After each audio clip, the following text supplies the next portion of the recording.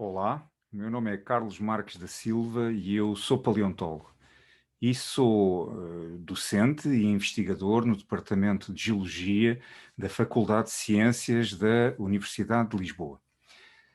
E neste momento muitos de vocês estão a questionar-se, mas que raio é um paleontólogo e o que faz ele no Departamento de Geologia da Faculdade de Ciências da Universidade de Lisboa? Pois bem, os paleontólogos são investigadores, são cientistas que estudam fósseis, fósseis como este aqui assim, o fóssil de uma amonite, que é um vestígio de organismos hoje desaparecidos, como estes que vocês têm aqui assim. E qual a ligação da paleontologia e dos fósseis à geologia e ao departamento de geologia? Pois bem, os fósseis ocorrem em rochas, são gerados, são produzidos em contextos geológicos por processos geológicos. Aqui o fóssil de uma trilobite similar a esta que vocês têm aqui assim, e por isso é que o estudo dos fósseis se faz também por via da geologia e nos departamentos de geologia. E como é que nós obtemos os fósseis? Pois obtemos os fósseis dos contextos geológicos, das rochas onde eles ocorrem, por exemplo, usando um martelo de geólogo. É com este instrumento que, trabalhando sobre os fósseis, nós os obtemos. E como é que estudamos os fósseis? Não é com o martelo, nós estudamos os fósseis com a nossa cabeça, com o nosso conhecimento, com o conhecimento que adquirimos quando, por exemplo, estudamos na Faculdade de Ciências da Universidade de Lisboa paleontologia, e o conhecimento que adquirimos na nossa prática como investigadores e como cientistas, estudando fósseis como paleontólogos. E porquê é que estudamos os fósseis? Bom, antes de mais, porque os fósseis são objetos fascinantes.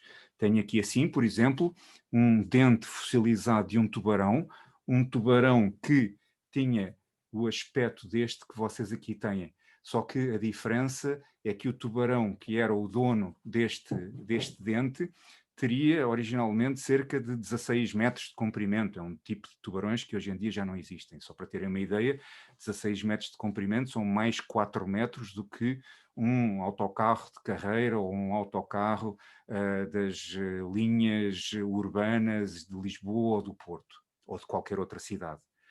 E, para além disto, para além de serem objetos interessantes e de há muito cativarem a nossa imaginação, a nossa dos seres humanos, porque é que estudamos estes objetos naturais? Nós estudamos-los porque eles nos dão informação sobre grupos biológicos do passado. Aqui tem mais um fóssil de uma trilobite de um grupo diferente desta aqui, mas também um fóssil de uma trilobite. Tem também aqui assim um fóssil de um dinossauro, uma vértebra de um dinossauro, e estudando estes objetos, os fósseis, nós podemos entender que no passado existiram grupos biológicos que hoje em dia estão extintos, como o grupo biológico dos dinossauros não avianos, como aquele que eu vos mostrei ali. Ou, mais uma vez, estudando objetos como estes, nós temos a informação sobre o grupo biológico das amonites, que teriam, por exemplo, também este aspecto assim, que hoje em dia já não existem. Ok?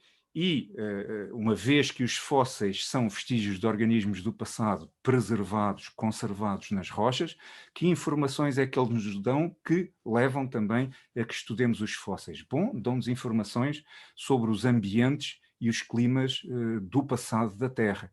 Por exemplo, quando estudamos e encontramos fósseis como estes, fósseis de plantas, sabemos que estas rochas se formaram a partir de sedimentos depositados em ambientes continentais. Quando, pelo contrário, estudamos e encontramos fósseis como estes aqui assim, um fóssil de um ouriço do mar, então sabemos que aqueles sedimentos, aquelas rochas onde encontramos este fóssil, se formou em ambientes marinhos. Como os organismos têm preferências de temperatura, de ambiente, também estudando os fósseis, nós temos uma ideia dos climas do passado. E dessa maneira podemos prever, nesta altura em que se fala tanto de alterações climáticas e de aquecimento global, podemos prever, estudando o passado, o que poderá acontecer ao mundo biológico, àquele mundo a que nós também pertencemos, no futuro, como resultado dessas alterações climáticas. Há um aspecto também muito importante relacionado com os fósseis, que é o da datação. Estudando os fósseis, como o das trilobites, como o das amonites, nós podemos datar, posicionar estratigraficamente, posicionar no tempo, as rochas onde eles ocorrem. E isso é fundamental para os estudos geológicos, já que a geologia é uma ciência histórica, é uma ciência que estuda acontecimentos que se desenrolam ao longo do tempo e, portanto, saber a cronologia, saber a idade desses acontecimentos é fundamental.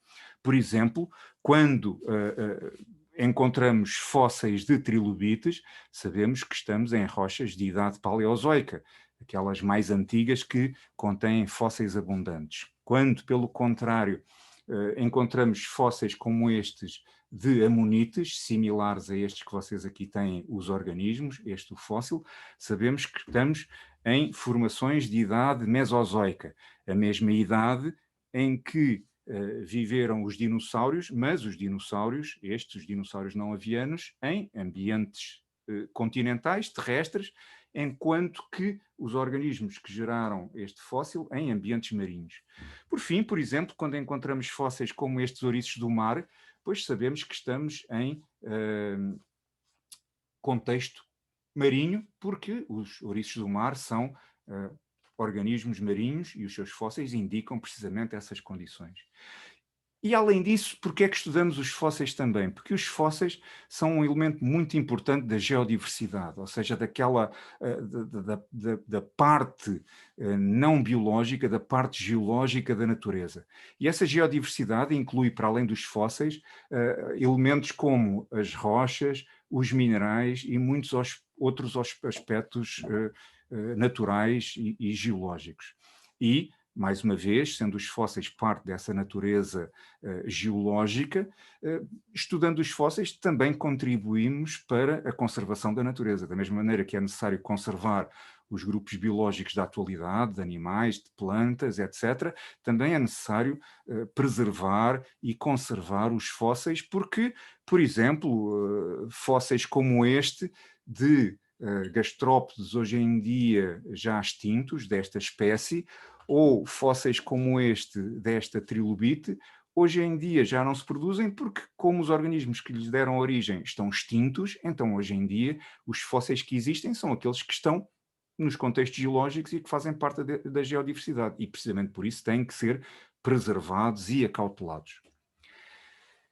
E por agora é tudo sobre fósseis e paleontologia. Se tiverem curiosidade sobre estes temas da paleontologia, é muito simples, vão ao YouTube, procurem Carlos Marques da Silva Fósseis e vão encontrar seguramente muitos outros vídeos em que eu falo de temas de paleontologia, nomeadamente aqueles temas que estão relacionados com as aulas de paleontologia da Faculdade de Ciências da Universidade de Lisboa. Adeus, até uma próxima oportunidade.